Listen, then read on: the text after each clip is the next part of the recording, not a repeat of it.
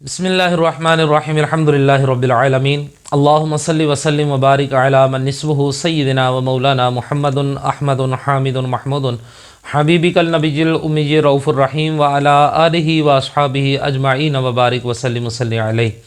मुअज़्ज़िज़ सामीन कराम, अस्सलामु अलैकुम व रहमतुल्लाहि व बरकातुहू। अल्लाह रब्बुल इज़्ज़त का कितना फ़ज़ल है, कितना करम है कि अल्लाह रब्बुल इज़्ज़त की रहमत जो है वो बख्शिश के बहाने ढूंढती है।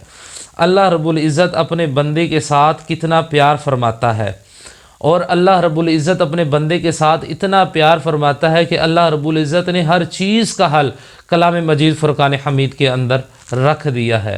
मगर बात सिर्फ़ इतनी सी है कि बस जब हम कुरान मजीद फ़ुरक़ान हकीम की तरफ रुजू कर लेते हैं और उसको समझना शुरू कर देते हैं तो अल्लाह ताला फिर उस बंदे के ऊपर अपने राज़ों को खोलना शुरू कर देता है। सुभान अल्लाह। आज हम बात करने चाह रहे हैं ताकत के ऊपर। अगर कोई बंदा रूहानियत की मनाजिल के तय कर रहा है और वो चाहता है कि रूहानियत के अंदर उसकी ताकत बेपनाह हो जाए, या अगर कोई बंदा जिस्मानी तौर पर कमज़ोर है और उसको बेशुमार बीमारियां लग चुकी हैं और वो इस वजह से भी कमज़ोर है, तो उसकी वो परेशानी भी दूर हो जाएगी। अल्लाह रब्बुल इज़्ज़त उसको बेशुमार ताकत से नवाजेगा। अल्लाह रब्बुल इज़्ज़त उसके जिस्म के अंदर इतनी ताकत अता फरमा देगा कि वो ख़ुद हैरान हो जाएगा कि मेरे पास इतनी ताकत कहाँ से आ गई।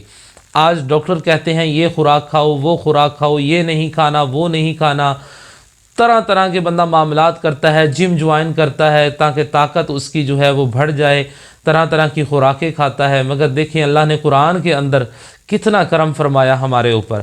फरमाया कि जो कोई बाद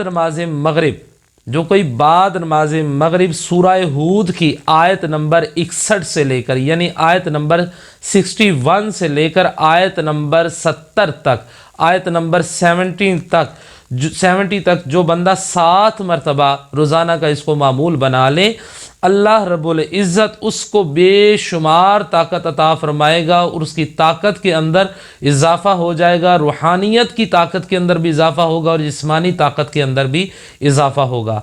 अल्लाह रब्बुल इज़्ज़त की बारगाह में दुआ है कि अल्लाह रब्बुल इज़्ज़त हमें कुरान और सुन्नत पर अमल पैरा होकर दूसरों तक पहुँचाने की सआदत और तौफ़ीक़ अता फरमाए। आमीन।